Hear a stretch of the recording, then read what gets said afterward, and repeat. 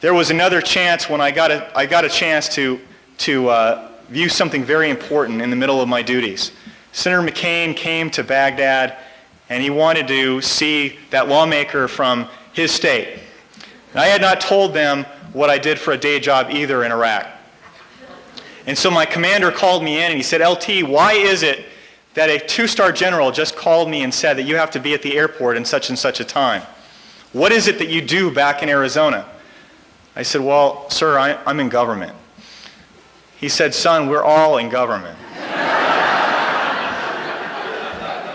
So I went to meet the flight when it arrived, and I went with Senator McCain from the Baghdad International Airport to the Al-Fa Palace. And when the ride was completed, a State Department official asked me if I would like to sit in on a briefing that they were going to be receiving from 2 3-star generals, Lieutenant General Sorelli, who was the outgoing Corps commander, and Lieutenant General Odierno, who was the incoming Corps commander.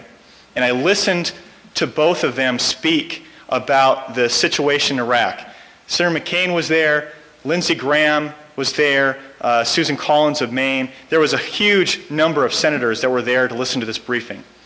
And one of the questions that Senator Lieberman asked was, what about Al-Qaeda? What about the nature of Al-Qaeda in Iraq? And again, the generals would say, the issue is not Al-Qaeda. The issue is the sectarian violence between the Sunnis and the Shia. That is a growing and gathering danger that we have in Iraq.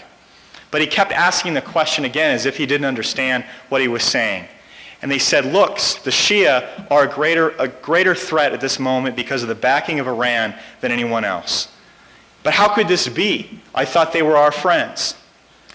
Well, he asked 2 NCOs to bring over a box, a large box, and they set it in this conference table in this beautiful palace, something out of the Arabian Nights, if you can imagine it. And they set this rough-hewn box on this conference table, and one at a time, they began to pull out these metal objects about this size. And he set them on the table, about the size of a honeydew melon. And they set those on the table, and then they pulled out some larger objects as well. They were about this size. They set those on the table. And he pointed to smaller objects and he said, these are IEDs that we found that have been designed by Al-Qaeda to kill our soldiers in Iraq.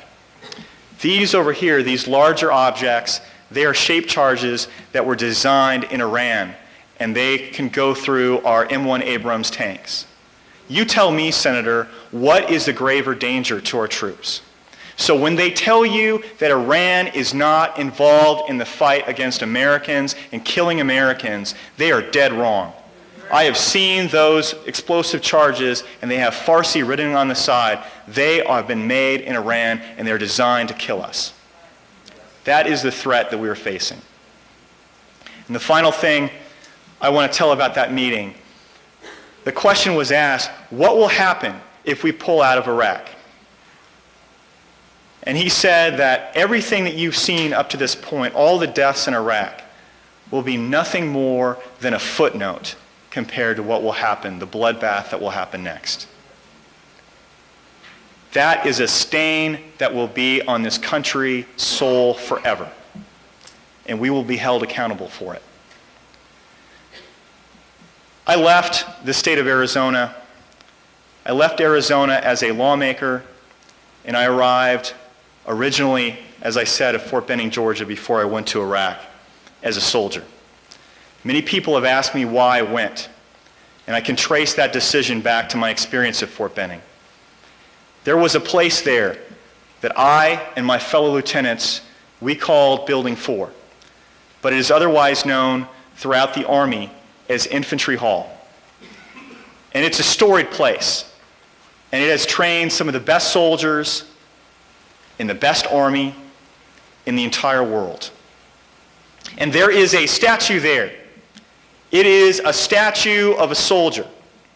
And his right arm is raised, and he is leading troops forward. He's calling them to battle. And below him is the inscription, "Follow me." And wherever you may go, and whatever you may do, you will hear it in the cadences that soldiers call while they march, and in the greetings they give one another as they salute. Follow me. And the reply is always the same: lead the way. I've thought much about and I've ruminated upon what those words mean, not only to myself, but to this nation. And their message comes through with crystalline clarity. Leaders do not lead from the rear. They lead from the front. And the officers, the NCOs, the soldiers whom I serve with, they led from the front. And in my heart, they will always lead the way. Thank you. Well, we are blessed in this country to have men of courage and men who want to lead. And Representative Paton, we're grateful for your leadership and stance for family values at the legislature and standing for all of our families in the United States military. Thank you for protecting us. God bless you.